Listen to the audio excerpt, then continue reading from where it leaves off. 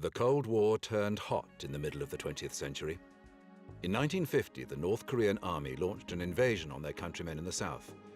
The year's main event had begun. It was the beginning of the Korean War. The Soviet Union would support North Korea's Stalinist regime, while the United States and its allies rallied behind the South in an attempt to hold back the Red threat. Millions of civilians would be killed or injured by the conflict, and cities would be destroyed. The war would reinforce the separation between communist and capitalist ideologies. Korea, which had once been united, would remain divided for generations to come.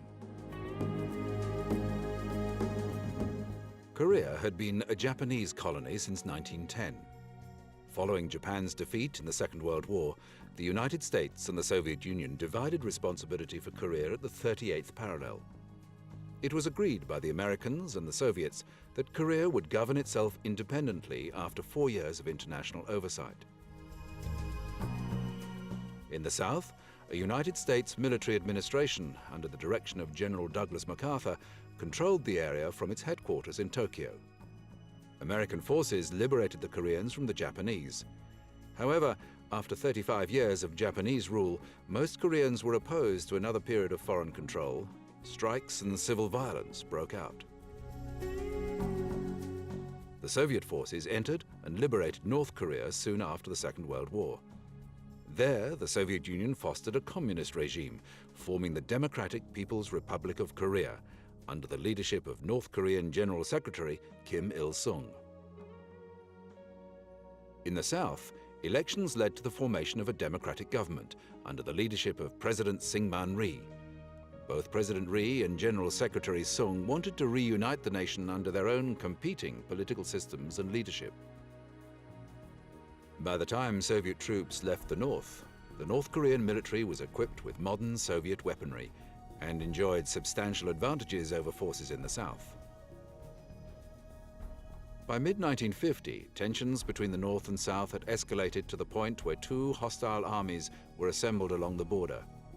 On June the 25th, the North Korean army finally crossed the 38th parallel. Within days, South Korean forces were in full retreat.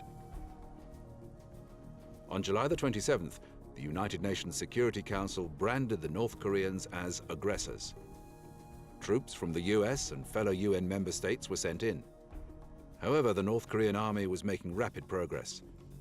The capital city, Seoul, fell in less than 1 week, and the army continued its southward drive towards the port of Busan. By the end of August, only the area around Busan, about 10% of the Korean peninsula, was still in coalition hands. With the aid of massive American supplies, air support, and additional reinforcements, the UN forces managed to stabilize a line along the Nakdong River, known as the Busan Perimeter. US supply bases in Japan poured weapons and soldiers into Busan. By early September, UN forces were decidedly more powerful and outnumbered North Korean troops. The North Korean forces found themselves undermanned and with weak logistical support. They also lacked the substantial naval and air support of the Americans. At this point, the UN and South Korean forces launched a counterattack, pushing the North Korean army back and recapturing Seoul. In early October, UN forces crossed into North Korea. Soon afterwards, the Chinese army entered the war, defending their North Korean comrades. US forces in Northeast Korea were forced to race back southwards. The main event of 1950 had initiated a military and ideological war. The hope of reuniting Korea vanished as the lines between the communist North and the capitalist South were drawn.